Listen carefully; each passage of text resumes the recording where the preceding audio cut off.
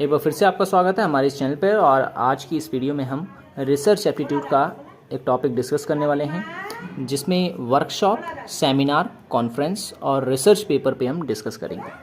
तो ये वीडियो काफ़ी इंपॉर्टेंट है अगर आप लोग तैयारी कर रहे हैं यूजीसी नेट एग्ज़ाम की। ठीक है, यूजीसी नेट पेपर 1 से रिलेटेड सभी टॉपिक्स पर वीडियोज़ मैंने बना दी है। ठीक है, कुछ इस तरह की हैंड रिटन नोट्स पे जो है मैंने वीडियो बनाई हुई है। तो प्लेलिस्ट जो है उसकी लिंक मैंने इस वीडियो की डिस्क्रिप्शन में दे दी है। क्लिक करके आप जो है सभी वीडियोस देख सकते हैं। पेपर 1 से रिलेटेड सभी टॉपिक्स पर वीडियोस आपको वहाँ पे मिल जाएगी, कुछ इसी प्रकार के हैंड रिटन नोट्स पे।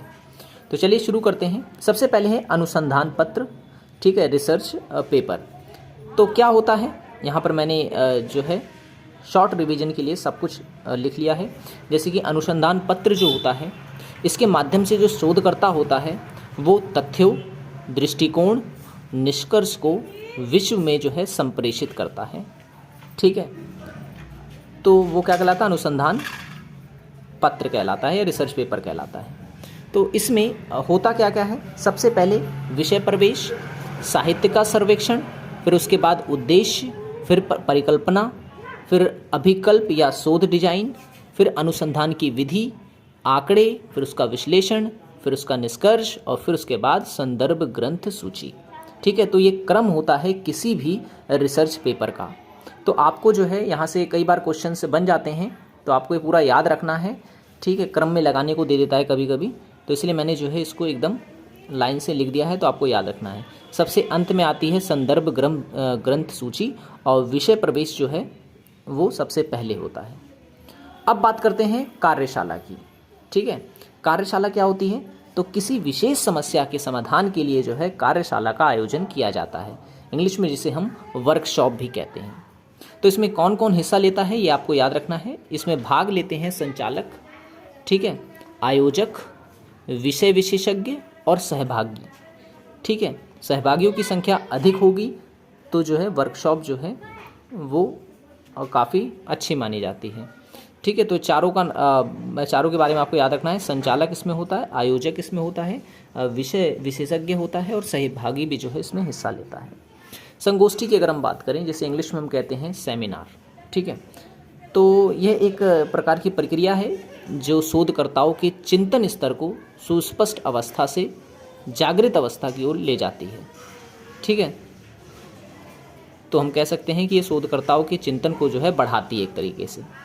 तो इसमें कौन कौन भाग लेता है, तो इसमें भाग लेने वाले व्यक्ति भी मैंने यहाँ पे लिख दिया है। पहला होता है व्यवस्थापक, दूसरा अध्यक्ष, ठीक है, तीसरा वक्ता होता है और चौथा होता है इसमें प्रतिभागी। ठीक है, प्रतिभागी होता है। तो ये होता है सेमिनार। अब ये कई प्रकार के हो सकते हैं, ये लघु रूप में हो सकते हैं, तो उसे हम कहते हैं लघु संगोष्ठी। दूसरा राष्ट्रीय संगोष्ठी यानी नेशनल सेमिनार जो होता है, और एक होता है इंटरनेशनल सेमिनार जिसे अंतर्राष्ट्रीय संगोष्ठी भी कहते हैं। ठीक है, तो हिंदी वाले स्टूडेंट्स याद रखेंगे सेमिनार को संगोष्ठी के रूप में भी करके पूछता है, तो अगर आपको ये क्लियर है तो आप इसमें गलती नहीं करेंगे। ठीक है, तो ये हो गई संगोष्ठी। अब बात करते हैं सम्मेलन के बारे में। ठीक है, ये हमारा शॉर्ट नोट्स पर वीडियो है। ठीक है, इस तरह की वीडियोज़ अगर आपको पसंद आए तो लाइक ज़रूर करना। सम्मेलन की अगर हम बात करें, सम्मेलन एक औपचारिक बैठक को संदर्भित करता है। ठीक है, जहाँ पर जो प्रतिभागी होती हैं वो विभिन्न विषयों पर सूचना व विचारों का आदान प्रदान करते हैं। सम्मेलन भी दो प्रकार के होते हैं, एक क्षेत्रीय सम्मेलन और दूसरा होता है राष्ट्रीय सम्मेलन। क्षेत्रीय सम्मेलन की अगर हम बात करें तो ये क्षेत्रीय समस्याओं के हल से जुड़ा होता है, जबकि राष्ट्रीय सम्मेलन जो होता है वो किसी भी क्षेत्र से हो सकता है, जैसे धार्मिक, शिक्षा इत्यादि से जुड़ा हो सकता है, पर ये राष्ट्रीय स्तर पर होता है। एक वैश्विक सम्मेलन भी होता है, ठीक है, जिसे हम वर्ल्ड कॉन्फ्रेंस भी कहते हैं। तो इसका भी स्तर जो है काफ़ी बड़ा होता है। आपने कई फेमस कॉन्फ्रेंस सुने होंगे, जैसे कि क्योटो प्रोटोकॉल हो गया, ठीक है, और एजेंडा 20 हो गया, ठीक है, स्टॉकहोम सम्मेलन हो गया। तो ये ऐसे सम्मेलन थे जो कि विश्व स्तर पर आयोजित किए जाते हैं, जो किसी विशेष समस्या या किसी विशेष विषय से संबंधित होते हैं। ठीक है, तो ये भी आपको जो है याद रखना है। सम्मेलन इंग्लिश में जिसे कॉन्फ्रेंस कहते हैं। सेमिनार और कॉन्फ्रेंस में थोड़ा सा डिफरेंस ये होता है कि संगोष्ठी में जो होता है यानी सेमिनार में जो होता है एक वक्ता होता है, ठीक है, जो कि अपनी बातों को सामने रखता है और प्रतिभागी जो होते हैं उसमें उनकी बातों को सुनते हैं और किसी भी विषय से संबंधित अगर उनके प्रश्न होते हैं तो वो उनसे पूछते हैं। ठीक है, संगोष्ठी में होता है। सम्मेलन में क्या होता है, इसमें कोई वक्ता नहीं होता है, सभी आपस में जो है अपने विचारों का आदान प्रदान करते हैं। ठीक है, जिनकी जो कुछ समस्या होती है और अगर किसी के पास उसका समाधान होता है तो आपस में मिलकर वो उस बारे में चर्चा करते हैं। तो कॉन्फ्रेंस जो है, सम्मेलन जो है, इनका स्तर जो है थोड़ा सा बड़ा होता है सेमिनार की तुलना में। ठीक है, परिसंवाद की अगर हम बात करें, सिंपोजियम जिसे हम इंग्लिश में कहते हैं, ठीक है, तो हम कह सकते हैं ये एक प्रकार का बौद्धिक मनोरंजन होता है। ठीक है, बौद्धिक मनोरंजन होता है। इसमें दो या दो से अधिक व्यक्तियों में किसी बात, विषय आदि के संबंध में होने वाले तर्कसंगत या विचारपूर्ण वाद को जो है परिसंवाद कहते हैं। ठीक है, तो याद रखना, दो या दो से अधिक व्यक्तियों में किसी बात, विषय आदि के संबंध में होने वाले तर्कसंगत या विचारपूर्ण वाद विवाद को परिसंवाद कहते हैं।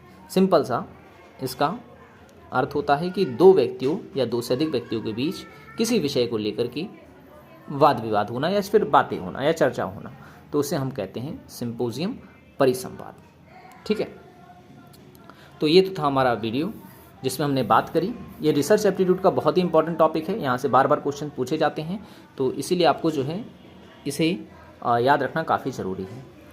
अनुसंधान पत्र पे हमने चर्चा की, वर्कशॉप पे हमने चर्चा की, संगोष्ठी पे हमने चर्चा की और फिर सम्मेलन यानी कि कॉन्फ्रेंस पे चर्चा की, फिर है परिसंवाद और सिंपोजियम जिसे हम कहते हैं, इस पे हमने चर्चा की। तो आज की वीडियो में इतना ही। कई स्टूडेंट मुझे बोल रहे थे इन नोट्स को लेकर के, तो देखिए नोट्स जो है इसको मैंने अपने उसमें डालने के लिए सोचा था, लेकिन इसके लिए पहले मुझे PDF वगैरह बनानी पड़ेगी, तो इसमें जो है काफ़ी टाइम लग सकता है। तो आपके लिए सबसे अच्छा मैं बता दूं क्या है कि मैंने, क्योंकि हर एक टॉपिक पर वीडियोस बना रखी हैं, तो आपको करना क्या है कि आप स्क्रीनशॉट ले सकते हैं या आप अपनी कॉपी में से नोट डाउन कर सकते हैं।